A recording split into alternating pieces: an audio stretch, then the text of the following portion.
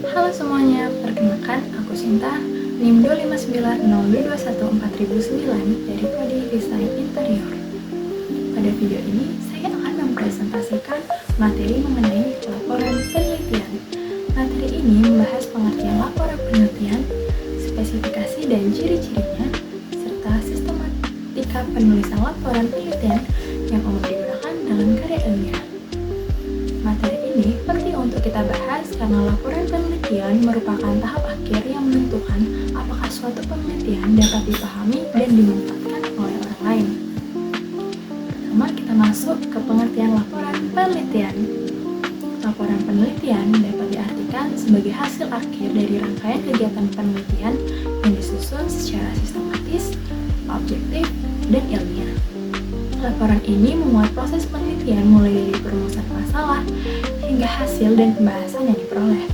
Selain itu, laporan penelitian juga menjadi media komunikasi ilmiah di mana peneliti dapat menyampaikan hasil penelitiannya kepada pembaca atau audiens dalam bentuk tulisan.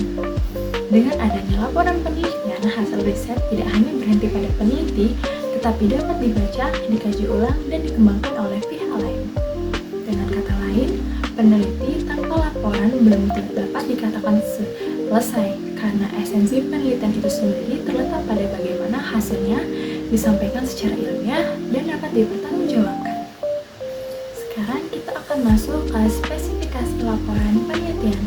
Berdasarkan tujuannya, laporan penelitian memiliki beberapa spesifikasi.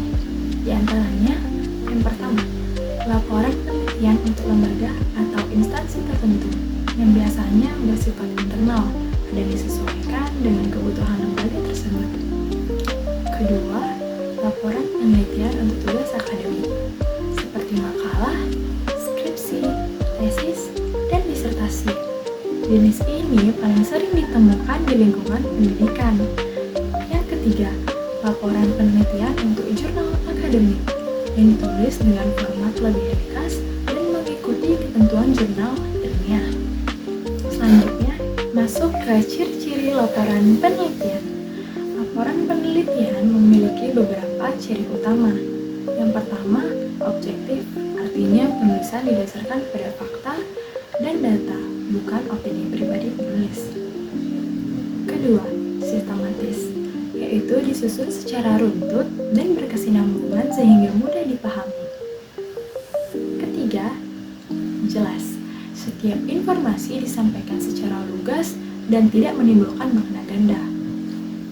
Keempat, terbuka. Artinya laporan penelitian dapat dikritisi dan diperbarui apabila ditemukan data atau pandangan baru. Kelima, logis.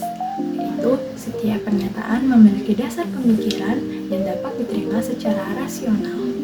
Ciri ini penting agar laporan penelitian memiliki nilai ilmiah dan dapat dipertanggungjawabkan. Selanjutnya, sistematika penulisan laporan penelitian. Di bagian awal terdiri dari halaman judul, lembar persetujuan, abstrak, prakata, daftar isi, serta daftar tabel dan daftar gambar jika ada.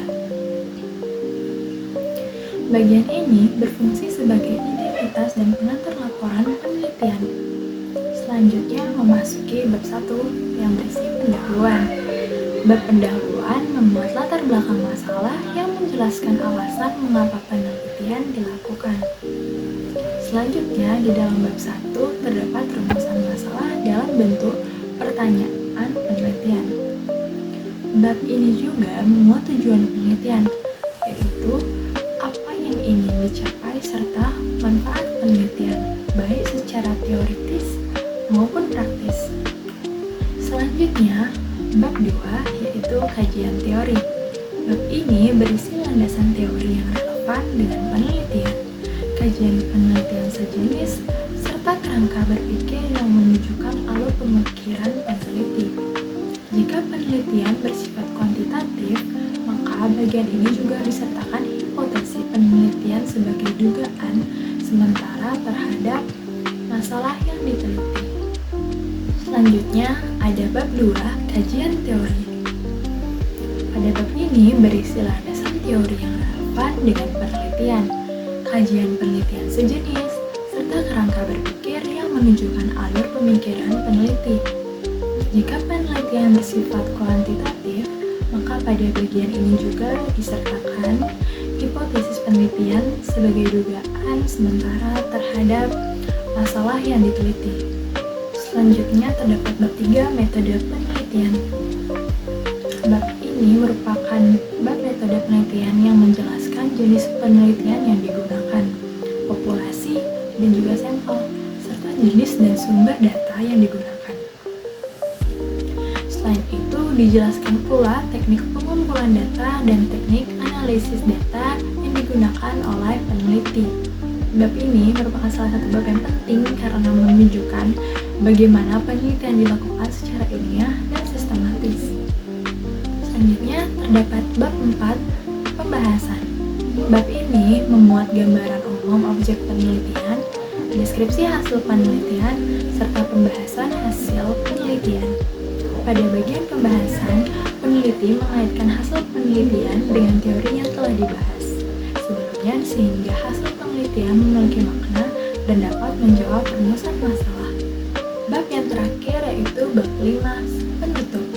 Bab ini merupakan bab yang berisi simpulan yaitu ringkasan hasil penelitian serta saran yang dapat diberikan berdasarkan hasil penelitian yang telah dilakukan.